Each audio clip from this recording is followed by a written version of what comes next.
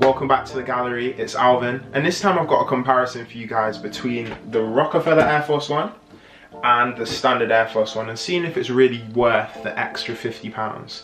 So the Rocafella Air Force One, this shoe was originally released back in 2004. There was only 100 pairs made, and they were all friends and family, so no one was able to get their hands on that.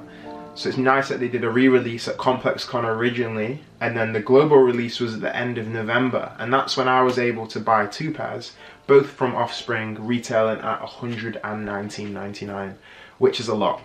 So considering this pair is $69.99, and so far that's all that I've ever been wearing, so it's quite different for me to buy this one, and especially with the increase in price.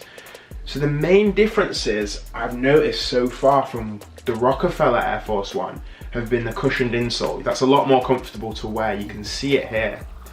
Feels much nicer on your ankle. Then also the premium leather. Now, I don't know how that's going to age over time, if it's going to get the same crease that you get on the standard Air Force One or not. And then obviously the best part about this shoe is you get that embroidered Rocafella logo there on the back of both the shoes, which is really nice. And the history of Rocafella and how they collabed before, and it was only friends and family, and this is a global release, made it a must cop for me. And obviously I love music and everything that Rocafella have done, so it's nice to be able to wear a trainer, you know, made in collaboration with Nike.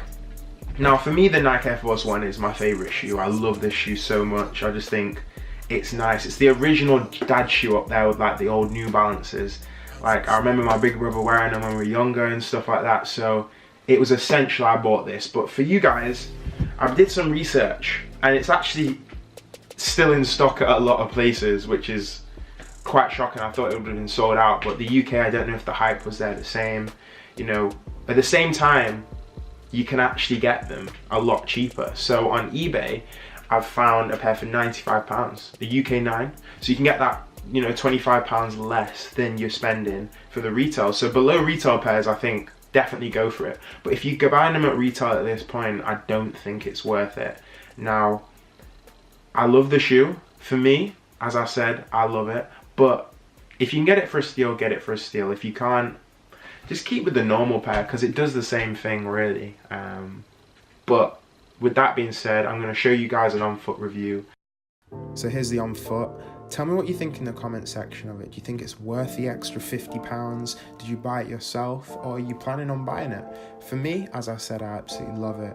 And don't forget to subscribe, guys. There's lots of new videos coming out. I'm going to try and put out 1 or 2 videos a week for the rest of the year. So thank you so much for watching, and have a good day.